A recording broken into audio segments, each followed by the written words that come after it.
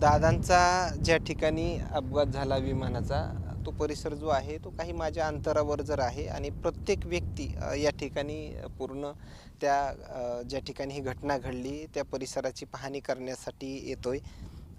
नेमकं कोणत्या ठिकाणी हा अपघात झाला मी जाणून घेण्याचा प्रयत्न करतो. आज त्यांनी नेमकं काय पाहिलं, काय काय पाहिलं नेमकं आज?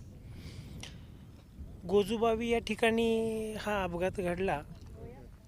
धावपट्टीच्या एक्झॅक्ट एक 15 ते 20 फूट खाली होता आणि अतिशय दुर्दैवी घटना ही.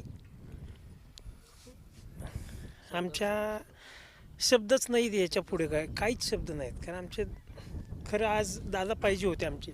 किती पोलीस प्रशासनाचा बंदोबस्त आहे तिथं? पाहणी वगैरे सगळे करतायत, चौकशी वगैरे चालू आहे, पूर्ण तपास चालू आहे. आता एक 15-20 पोलीस आहेत, प्रशासन साईडला पण आहेत, काही राज्यपाल वगैरे पण येणार आहे तिथे बघायला.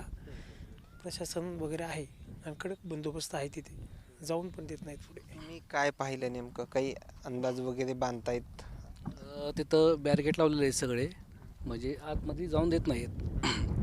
म्हणजे असं फक्त सेफ्टीचा भाग दिसतोय पाठीमागून. तुम्ही कुठून आले? मी इंदापूरवरून आलेलो आहे. हां, पण हे जे काय झालं आहे ते खूप भयानक आहे.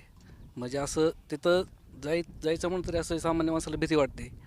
म्हणजे असे समजत नाही की दादा आहेत का आहेत.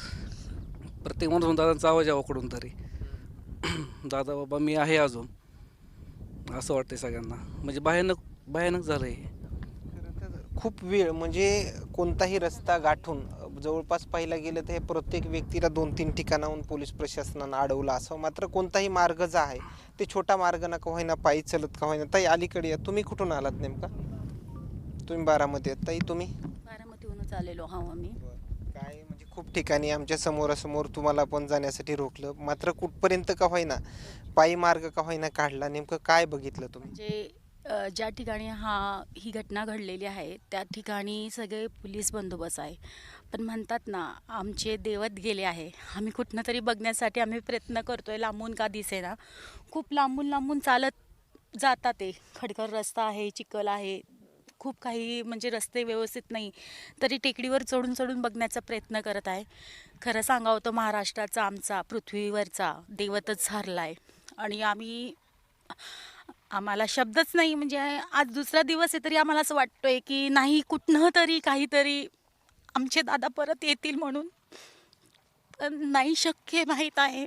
पण दादांनी जी शिकवण दिलेली आहे आपल्याला, कायदा नियम संविधान यांचे, स्वच्छता यांचे सगळ्यांनी पालन करून आम्ही परत नाविन्याने दादांनी जे हात उभे केलेले आहे ते नक्की काम पुढे बघतील ही आमची आशा आणि अपेक्षा आहे.